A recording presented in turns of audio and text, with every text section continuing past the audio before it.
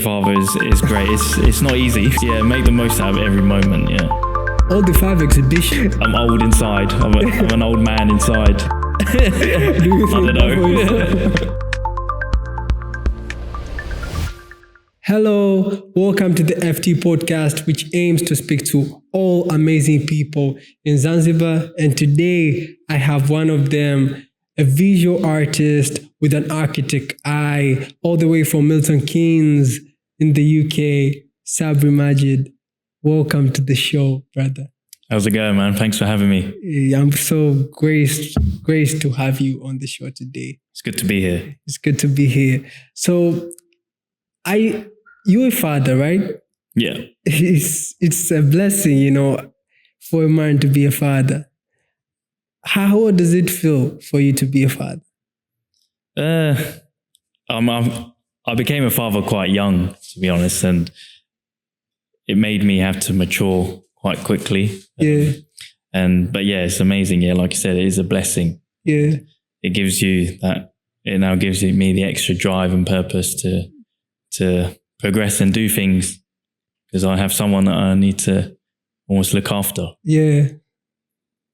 I've started with this because, I know you personally. So you always talk, my daughter this. That's why I had to pull it off. Like, how does it feel for you to be a father? Yeah. Yeah. So it's nice. So it's cool. It's cool to have a family. Yeah. No, being a father is great. It's not easy. It's not easy, but they can run circles around you. Yeah. The child, but yeah, it's just there is a blessing behind it all. You just when you really embrace it, and you're present, you can really feel it. Yeah, when you're present, you can really feel it. That's a nice way of telling it. I think at this time and the world we're in now, it's quite hard, and there are moments where it's hard to be present. Yeah, because there's so many distractions that we have. Yeah, but I think when those great moments are happening, it's making sure that you are conscious that you're there. Because it doesn't last long. They grow up so fast. Yeah. So I'm trying to become more and more present, as I can. Make the most in those essential times. Yeah, make the most out of every moment. Yeah. Yeah, that's beautiful. Okay, that's good to know that you're a family man and you love to be present around your child. So you brand yourself as a visual artist with an architect eye. So what is this supposed to mean?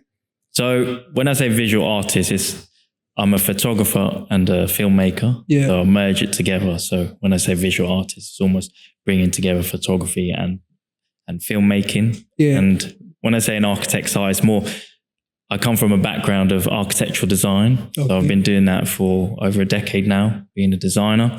And I'm not actually a qualified architect, but I have the experience to be an architect, almost what I've been exposed to in the projects I worked on. And then from that perspective and the experience of being an architectural designer, I've kind of bring that across into my photography and my filmmaking. So a lot of my subjects are architecture orientated. Okay. So I'm very inspired by capturing and documenting architecture. And yeah, so I capture it through a designer's perspective. So if you look at some of my work, some images that I capture are quite technical, or quite in a very specific way. Yeah, because I like to portray the buildings as if they were how they are built and how they actually function. Okay, so that's nice. Do you think it's essential for visual artists to have their niche, like the way you do, like architect side of things? I think for me it's different. It's different because I picked up photography from studying architecture at university. Oh. So I already had the interest in architecture. But I think similar to, I hope so, photographers who pick up a camera, they get excited and they end up wanting to document everything and their whole life or whatever it is. For me, it was mainly traveling. And because I had the background of architecture, when I would do street photography, I would always include architecture and buildings. And yeah, from that, doing street photography, I was interested in capturing people on the streets and the cultures and where I went to travel. And then over time, I just began to kind of bring it down to a specific niche, which is documenting architecture. But now I feel like I'm a bit more kind of open to working with things related to architecture, like interior design, hotels, capturing lifestyle and experiences with buildings involved. So it's kind of a good thing for photographers. I think it is good. Yeah, I think you have, but I think it takes time because, like I said, if you picked up photography, you're excited and you want to photograph everything. Yeah, because you take photos with the camera and you realize, wow, the quality of the camera is like really good and the shots are coming out crisp and all of that. But the blurs, you get the bokeh, the blur background, and then you got all the different lenses. You get excited, but then as you keep on practicing the craft, you will naturally be drawn to a specific niche subject or industry. I feel, which is a good thing. Yeah, so I wouldn't recommend, as in, I wouldn't say that you need to have a niche to start photography or videography. For me, video filmmaking, it started from photography. And later down the line, I wanted to capture motion, some movement in my imagery. So that's where film and video came in. Okay, that's nice. Yeah, so originally I'm a photographer. So even in some of my video work, it's very photography inspired. And just like small bits of motion just to add to the story I'm trying to tell. Okay, so you went to school to study architect, or how do you? Yeah, architecture. Yeah, so I studied architecture for 4 years. I studied, and architecture is a long duration of studying if you wanted to be a fully qualified architect. But I just started working in the industry straight away. And then alongside that, I was balancing doing photography at the same time. And I just had a big passion for doing photography and documenting. So you ended up going on. So I ended up continuing as an architectural designer, and I didn't progress my studies because I was spending so much of my free time and my other time as a photographer. So I just did not have time to study as well.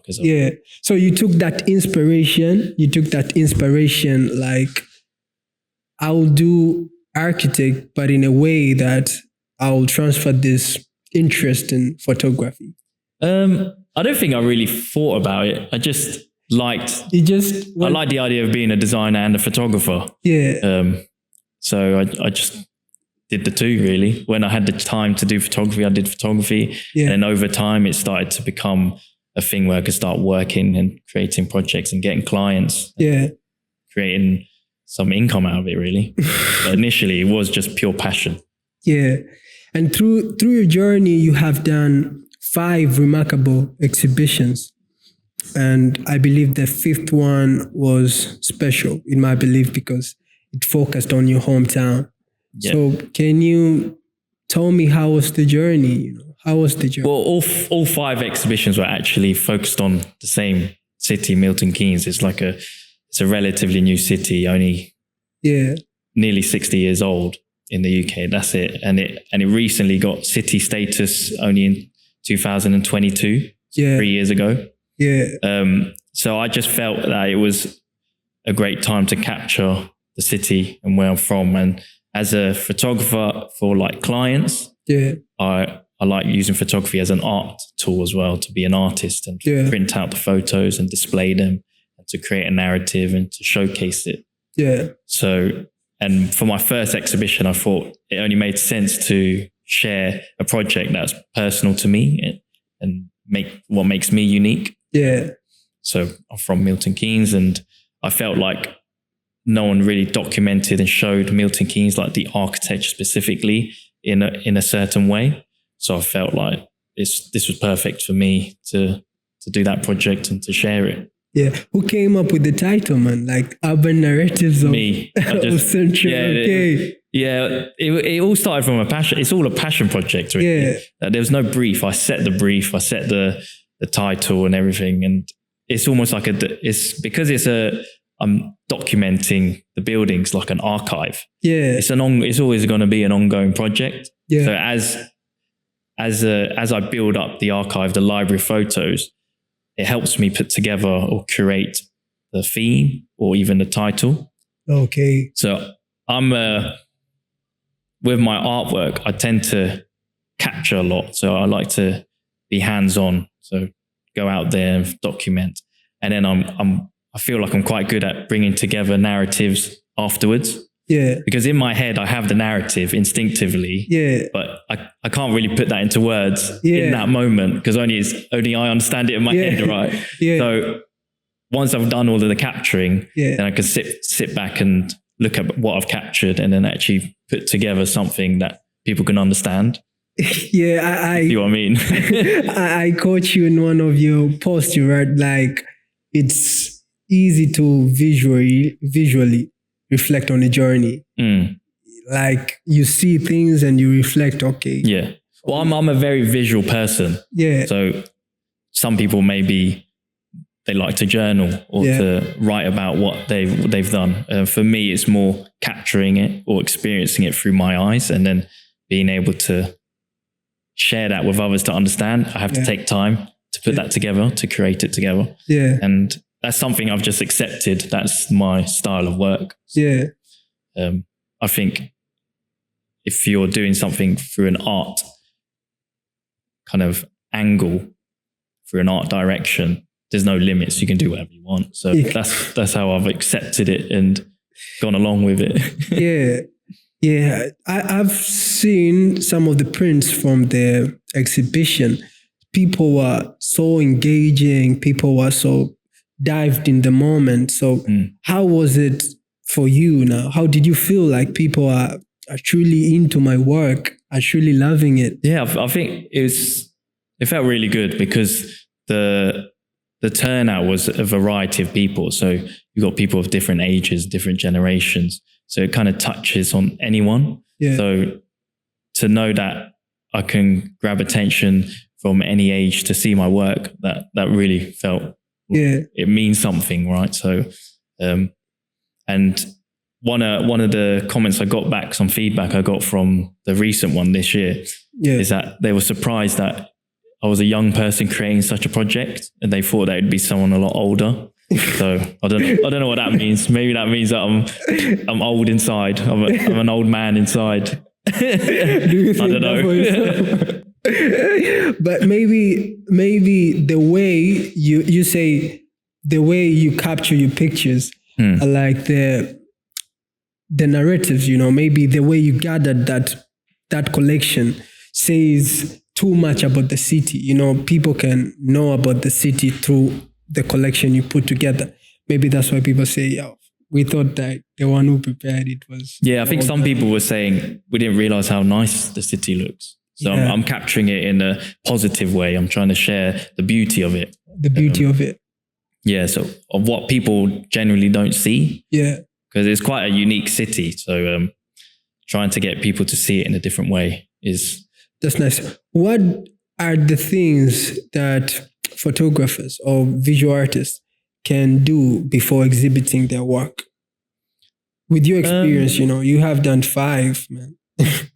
Yeah, I mean, it was always a dream to show my work as an art exhibition. Yeah. So I did a lot of like personal projects, like travel projects, but I never showcased them in an exhibition format. I just shared them online, like on a website or social media.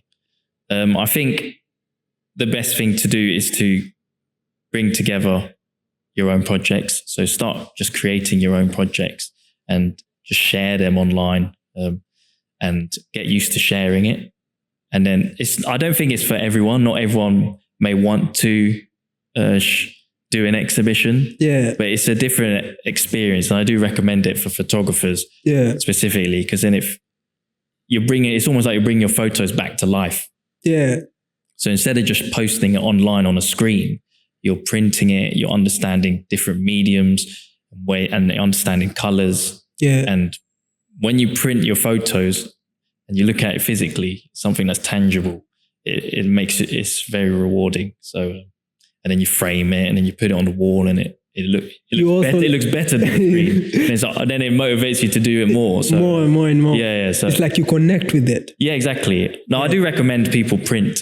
If they're doing photography, they go that next level and print it. See it as an art form. Yeah. Don't just see it on the screen. Yeah. I think a lot of people do photography now because for like marketing. So you're working with like companies and you're getting clients to do visual media for them, right? Yeah. You tend to not, you may not print now, you may not see it printed. But that's why if you have your own personal projects, then you can go that next level to actually physically print something and see it. Okay. That's nice. That's amazing, to do that way that you do, exhibiting your work. And as you recommend to photographers or visual artists to actually exhibit their work. Yeah, I was inspired mainly by a photographer called Andreas Gursky. Yeah. And I went to his exhibition and he prints really large photographs. Yeah. From like almost like the size of the wall. So when you go to his exhibitions, it's very immersive and his photographs are architecturally inspired. And like yourself. Yeah. So I think he's probably my main inspiration as a photographer. And yeah, I've always wanted to showcase my work and print to that scale. Yeah. At that moment, I can't do that at the moment because of like funding, because it costs a lot of money to print that large for a series. But I think as I progress, I'll slowly get my images larger and larger maybe. So through all the five exhibitions, you're the one that you're funding them actually? Yeah, I funded them, yeah. Yeah, congratulations. But the first 4 were using the same images. Okay. But it's just using them in different spaces. So I was able to curate in like different layouts. So different spaces means different audiences also? Yeah, kind of. Yeah, because they're different locations. So yeah. So you kind of like extend to reach many people, people. Yeah, I tried to. Yeah, it was hard. Because, I was doing everything, like a lot of it myself, like even like the marketing and getting the word out. Yeah, I need a team of people. So that's moving forward. I know what needs to be done. Yeah, at least, make it exist first and make it perfect later. Yeah. Yes. Yeah, I've learned a lot. So it's like now I just implement that every time there's a new one, just implement what I've learned into the next one. And it's easy also to coach your team. Like, this is how we do it. This is what we do. When you get a team, actually. Yeah, I think you're correct, because I'm quite particular. So I know exactly what I like and what I want. So if I was to have a team of people, it'd probably be a lot easier. Yeah. Do you think to do one in Zanzibar? Exhibition? Yeah, I'd like to. Yeah. Inshallah, God willing. I think I'd love to do that. How would you love to do it in Zanzibar? I think I would capture just the architecture. I'm quite interested in Stone Town. Yeah. So I think I would showcase Stone Town in a certain way. Over the years, I've captured Stone Town and just archived, saved the photos. I don't think anyone's really seen them. Yeah. So you think it's amazing that you have to exhibit in Zanzibar, actually, in the Stone Town? Yeah, I think that would be amazing. I think it started as Milton Keynes. It was personal to me, so it was good to start on a art project that was personal to me. But then, to be honest, I feel like Zanzibar is quite a personal thing because I come here often. So I've been here many times. So yeah, maybe every project that I do is personal, but it's different. But it all comes from the initiation of doing travel photography. It started from traveling. So if I can go to countries that I have a connection to and showcase the architecture or the areas in my style, that would be amazing. Yeah. Yeah, it's so impactful. How do you think, photographers are like good marketers, Because if you have photos of the Stone Town, means if you go maybe to an exhibition and showcase the photographs, the amazing prints that you have done in Stone Town, that would be a good ambassador for our country. Show a good, showcase, shine a good light on. I mean, I think there's a good light shined on Zanzibar already. But just being able to shine a different type of light. My work is generally quite positive, so I like to share. So you mean Zanzibar is out there? As an idea? Yeah, as in, you say there's... As a potential project, I would like to. I think work with what is part of you, I think, as an artist. I think the best work is when it is personal. So something you're connected to when you're creating your art. It should be something like that, rather than doing something for someone else. Yeah, that's big. That's very big, brother. You know what? Unless it's like a collaboration or there's like a specific brief. But my projects so far have just been my own personal briefs. So you're like, I believe that's even more purposeful, you know, like you living to showcase your personality, you know, in photography. Yeah, kind of. More of that way, like these things are personal for you. Yeah, that's amazing. So would you love to work with different people, photographers in Zanzibar maybe? Yeah, I think from my experience, my previous exhibitions, I like the idea of now doing like collaborative exhibitions, so exhibiting with other artists. So it'll be really good, because my exhibitions were more like solos. And I felt like I probably should have done it the other way around, where I collaborate with artists and galleries first, and then do my own solo. I've done it the other way around. So that's why that was really hard for me to get people to view the shows. But if you collaborate with other organizations and artists, like everyone will bring their audience. Exactly, and then you don't have to focus on finding the audience yourself. I believe that's nice, you know. So that's cool. I'm looking forward to see that exhibition. You know? We can plan it. Happen. Yeah, we'll make it happen. And of course, I want one of the prints on my studio. So, like in exhibitions, do you sell? Yeah, I do sell some like limited editions, but I haven't really put a main focus on that. So after the exhibition, you take your photos and. I've not really. If people are interested in purchasing them, I can sell prints to them, but I haven't really pushed that market yet. Selling prints so much. I need to. It's kind of a different issue. Yeah, it feels like it's like creating your own online store. I feel like it's another thing for me to understand and master. It's through trial and error. But I have sold some prints, so there are prints in people's homes of my work. Okay, that's nice. So I understand you're busy with professionals like yourself coming to Zanzibar. It's always get busy, you know. Staff's work and everything. How do you recreate? How do you recharge in Zanzibar?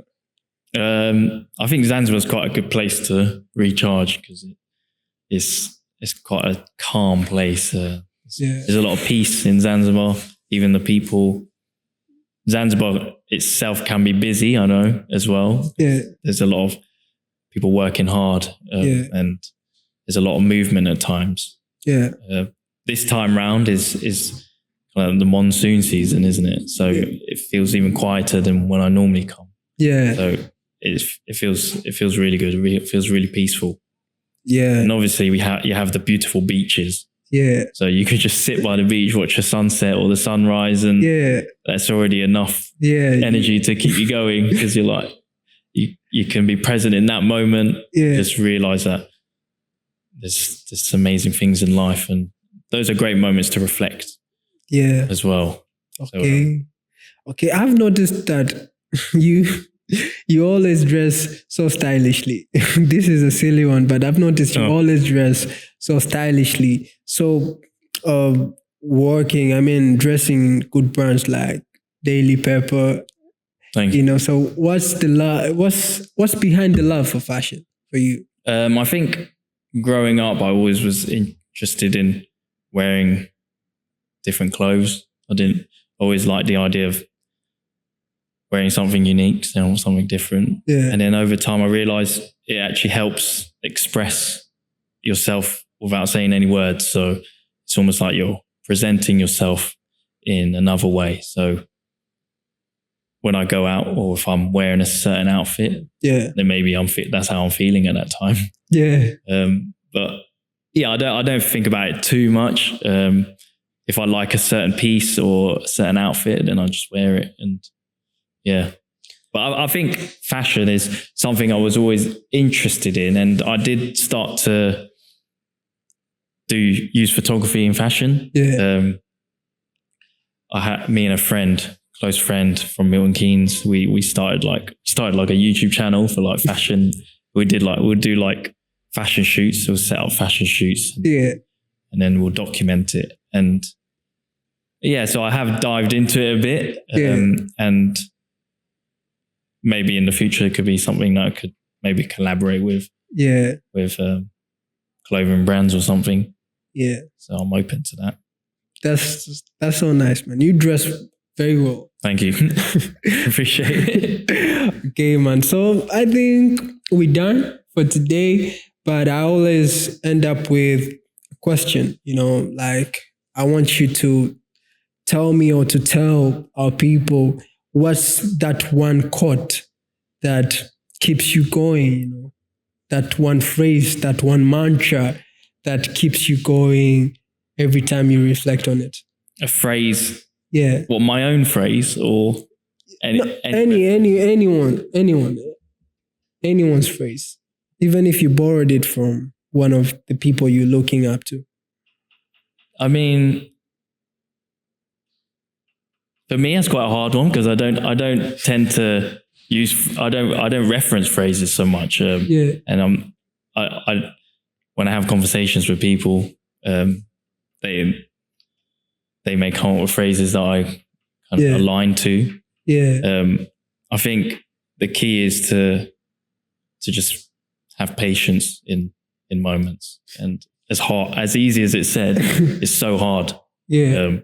Being a father, doing work and trying industries that are completely different, don't really know much about, and just understanding that I've got to be patient and keep trying. Yeah. And don't let the setbacks affect you. Okay. So I define it as I don't have a specific phrase, to be honest. But it's actually, you have defined it actually as patience. Yeah. Patience is the key to success. Let's say that one. Let's say that one. Okay. Yeah. That's nice. Thank you, bro, for coming to the show. I appreciate your time. I know you have a busy schedule, but you set your time to come and share some insights. I believe photographers will be looking to this show to learn a lot from you. And I hope it won't be the last time to be in the FT podcast. Maybe I'll get to conversate with you another time. Yeah, we can do it again. Thank you for having me. Thank you, Mr. Sabre. Thanks very much. Okay, great.